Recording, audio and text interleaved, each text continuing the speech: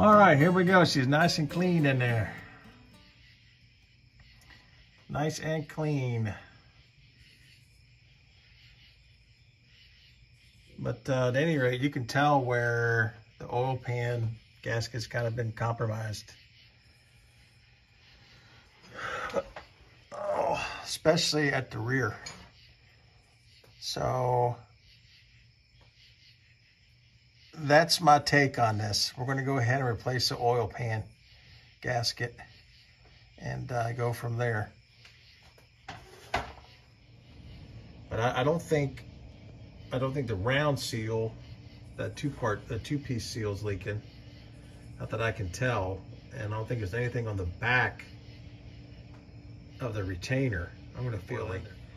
But there's nothing here where the seal is at. You know, as far as that goes, there's nothing wet down there. The crankshaft itself is dry. So now that we got the oil pan out, it's very apparent why we've had some serious leaks, especially the back end. If I take the straight edge here, try to hold the camera for you, you can see, probably tell, you can see that thing rocking back and forth. That's supposed to be a completely flat surface. And even along the sides, right here, we got some serious work to do to get that edge. You see how much daylight you see under there. It's supposed to be completely flat. All right, this is the rear of the pan, and I'm level on over here on the driver's side. And the passenger side, I'm way up, or vice versa. So this definitely needs to be addressed, and it's like this. I mean, all kinds of daylight. So we're gonna have to get this thing taken care of. I always got questions about where the seals go and everything. Since we're going to have to work on this oil pan, I'm going to pull the pickup tube and screen. But you can see where the seal goes here, on the end of your pickup tube, into your pump. Then there's a nut that attaches right there. Some guys like to take and put a washer there. You can. No law against that. You got plenty of thread to do so. Ford talks about putting sealer actually on this side of the nut if you look in the shop manual. And then over here on this side is actually where your copper washer goes on the inside. And of course that attaches there, it tightens up and all of that. So we're going to pull this out so we can get to work on this oil pan. Okay, I'm not too surprised, but the pickup screen's pretty clean. I do remember cleaning that up here 6 or 7 years ago, but anyway, a little bit of junk in the bottom, but not much. But some of that could be some of the crud and stuff I was scraping off too. I want to make sure this thing's completely clean, obviously, before we reinstall it. But at any rate, we'll keep going. Got a socket rigged up here to try to bring this back to true and level, just to get all the dimples back down. Then if we need to do some hammering, we will. But I'm not a big fan of just hammering on stuff. So we'll see what we can do with that. And obviously the principle here is just tightens it down, and this will bring it down flush the tighter that we go.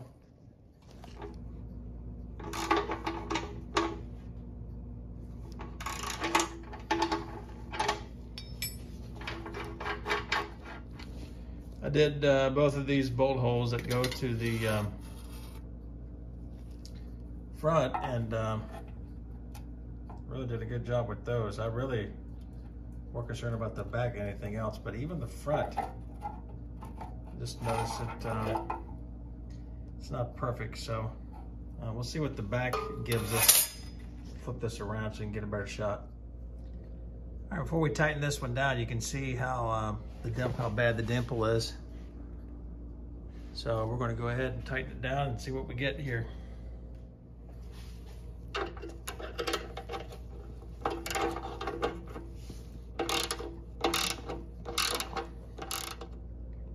So that sets that down pretty good. Rolling down the two metal holes here, this is where the rear main seal, right there at the back of the block, but there's no rock at all left and right at all. The corners I need to hit, the corners are a little high, and I think when I hit those 2 corner holes, she'll sit level. All right, we did the 2 corner holes, and true to form, she's as thin I think she's going to get. So, but pretty happy with the results. I may try to hammer down a little bit over here on this side, I don't know. But I can tell that the dimples are gone at least, and that's a good thing. Took us about, I don't know, 20 minutes or so. It wasn't a long process. It's pretty easy to do with that socket. But all the way through, same amount of distance here. No rocking back and forth. No proud dimples anywhere. And I think we're pretty straight. So what I'm going to do tomorrow is actually take this in to the warehouse where I've got that C2AE block and just turn it upside down and just check and make sure that it's flat from front to back and fits a block pretty well.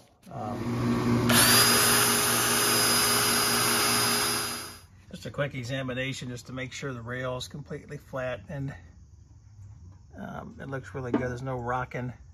If I hit over here, of course this block doesn't have the rear main cap in it for the seal, but it looks really good.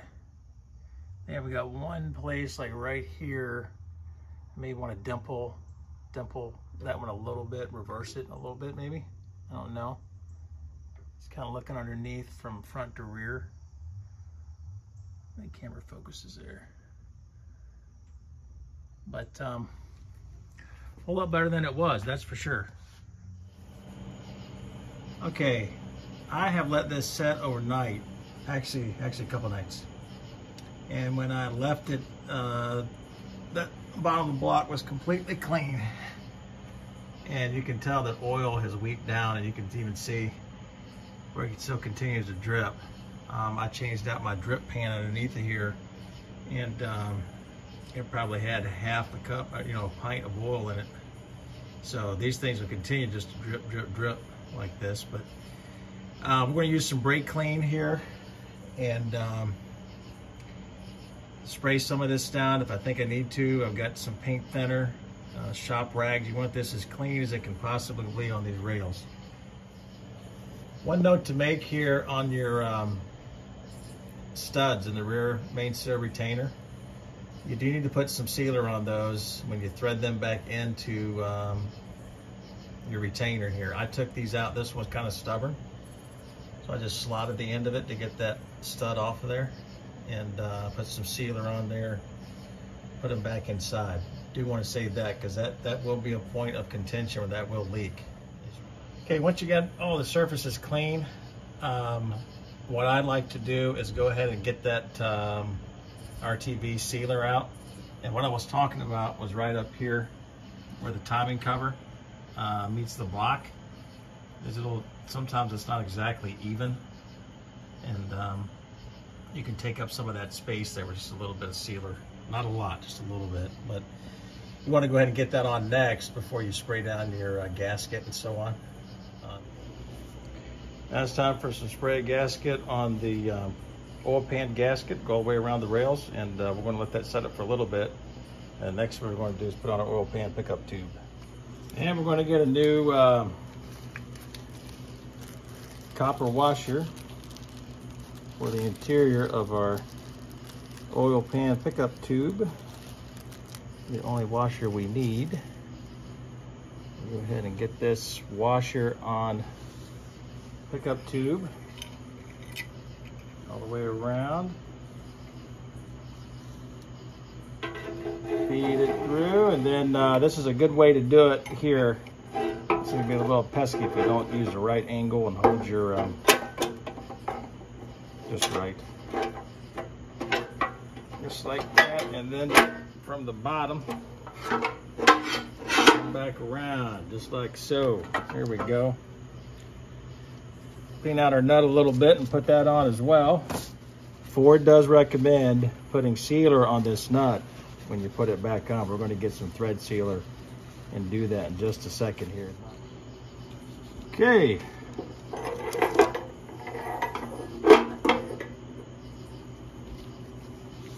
Kind of a tricky proposition because you don't want to get thread sealer all over. So,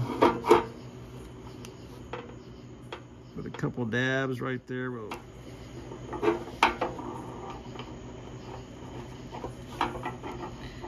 I like to get this on here and just leave it a little loose, not exactly completely tight, because we're going to try to make sure we can finagle our way into that oil pump. So if this will move a little bit for you, the end of that oil pickup tube, it'll be nice.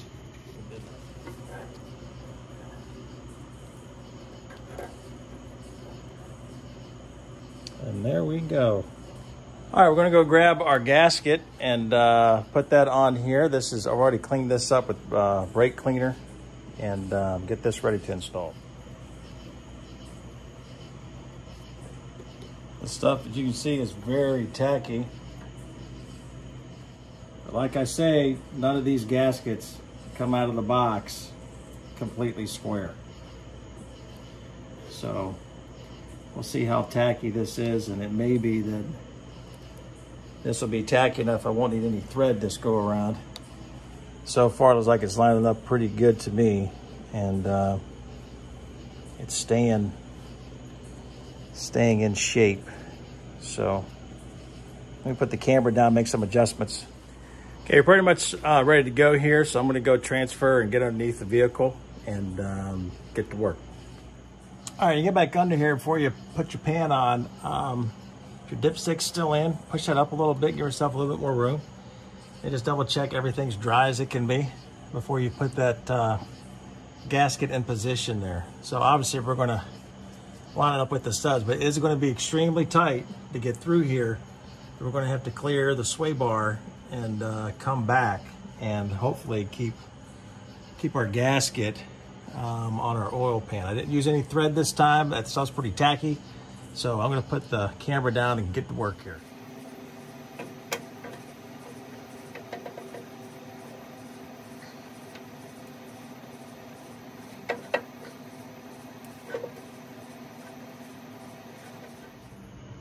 All right, my camera battery's about to die, so I just want to show you this real quick.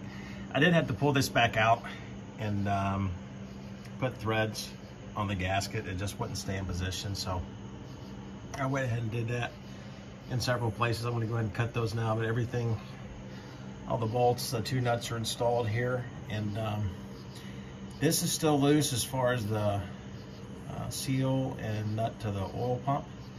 And this is also a little bit loose here, that nut to the oil pan itself. I'm gonna wait to tighten those up, and probably the way we'll do that is tighten up this one first after we get all these. And of course, we're gonna work from the inside out, much like you would an engine head. Basically, these nuts on either side, or excuse me, these bolts on either side, then work our way back and forth to the front and the back, and making sure we're torquing them down good, and watch the gasket, make sure we don't have that come out too far. And you can tell when you're really squeezing it a little bit too much, it starts coming out the side, so you don't want that to happen. You'll definitely lose the seal.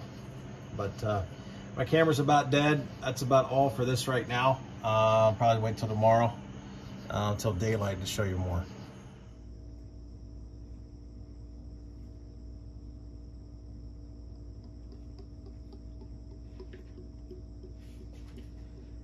Everybody knows what I use now.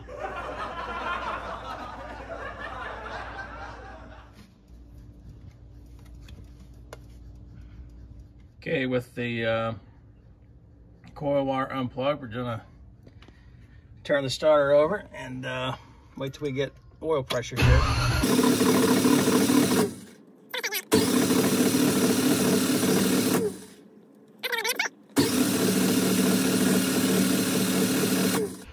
can see this takes just a minute or two.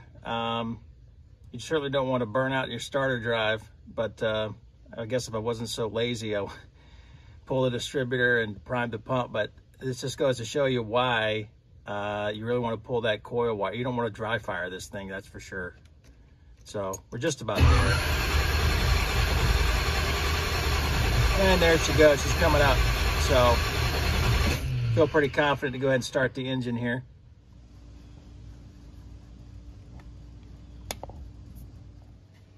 All right, start her up.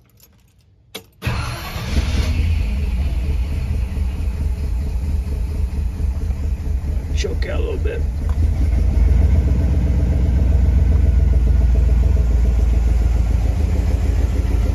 Check and make sure we don't have any leaks.